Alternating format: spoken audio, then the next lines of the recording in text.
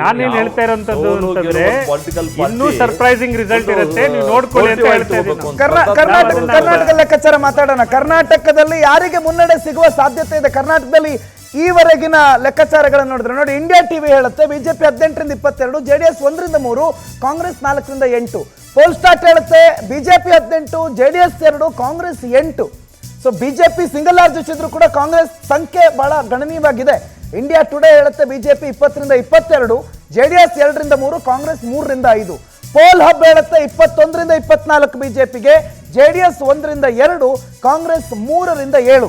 ಅದೇ ಹೇಳ್ತಾ ಇದ್ದಂಗೆ ಕಂಪ್ಯಾರಿಟಿವ್ಲಿ ಕಳೆದ ಬಾರಿಯ 2019 ಚುನಾವಣೆಯನ್ನ ಮುನ್ನೆಲೆಯಲ್ಲಿ ಇಟ್ಕೊಂಡಾಗ ಕಾಂಗ್ರೆಸ್ ರಾಜ್ಯದಲ್ಲಿ ಒಂದೊಳ್ಳೆ ಪರ್ಫಾರ್ಮೆನ್ಸ್ ಅನ್ನ ಕೊಡುವ ಸಾಧ್ಯತೆಗಳಿದೆ. ಕಳೆದ ಸಲ 1ಕ್ಕೋ 2ಕ್ಕೋ ನಿಲ್ಲಲ್ಲ, ಒಂದು 5-6 ಅಂದ್ರೆ ಪೋಲ್ ಆಫ್ ಪೋಲ್ ತೆಗೆದ್ರು ನಿಮ್ಗೆ 8 ಮ್ಯಾಕ್ಸಿಮಮ್ ನಂಬರ್ ಇದೆ, ಮಿನಿಮಮ್ 3 ನಂಬರ್ ಇದೆ. ಸೊ 5ಅನ್ನ ನೀವು ಕನ್ಸಿಡರ್ ಮಾಡಬಹುದು. 5 to 6 ಕಾಂಗ್ರೆಸ್ ಗೆಲ್ಲಬಹುದು ಪೋಲ್ ಆಫ್ ಪೋಲ್ ನಲ್ಲಿ. ಆದ್ರೆ ಬಿಜೆಪಿ ಸಿಂಗಲ್ ಲಾರ್ಜೆಸ್ಟ್ ಆಗಿ ಉಳಿದುಕೊಂಡಿದೆ. ಅದು ಬಿಜೆಪಿ ರಾಜ್ಯದಲ್ಲಿರುವ ಬಿಜೆಪಿ ಯೂನಿಟ್ಗೆ ಬಂದಿರುವ ಮತಾನ, ಅದು ಬಿಜೆಪಿಯವರೇ ಉತ್ತರ ಕೊಡಬೇಕು. ಯಾಕಂದ್ರೆ ರಾಜ್ಯದಲ್ಲಿ ಬಿಜೆಪಿಯ ಪರವಾದಂತ ಅಲೆ ಇದೆಯಾ ಅಥವಾ ಇದು ಮೋದಿ ಪರ ಅಲೆನಾ, ಅಥವಾ ಲೋಕಸಭಾ ಚುನಾವಣೆ ವಿಚಾರದಲ್ಲಿ ನಮಗೆ ಬಿಜೆಪಿ ಸಾಕು, ರಾಜ್ಯಕ್ಕೆ ಬಿಜೆಪಿ ಬೇಡ ಅನ್ನೋದನ್ನ ರಾಜ್ಯದ ಮತದಾರರು ಪ್ರತಿ ಬಾರಿಯೂ ಪ್ರೂವ್ ಮಾಡ್ಕೊಂಡು ಬಂದಿದ್ದಾರೆ. ಕಡಾಡಿ ಸರ್, ಲೋಕಸಭೆಗೆ ಬಿಜೆಪಿ ಓಕೆ, ಆದ್ರೆ ಕರ್ನಾಟಕದ ಬಿಜೆಪಿ ನಮಗೆ ಬೇಡ. ಕರ್ನಾಟಕದ ನಾಯಕರ ವಿಚಾರದಲ್ಲಿ ಕರ್ನಾಟಕದ ಬಿಜೆಪಿಯ ಕಾರ್ಯಕರ್ತರಿಗೂ ಕೂಡ ಭಿನ್ನರಾಗ ಇದೆ.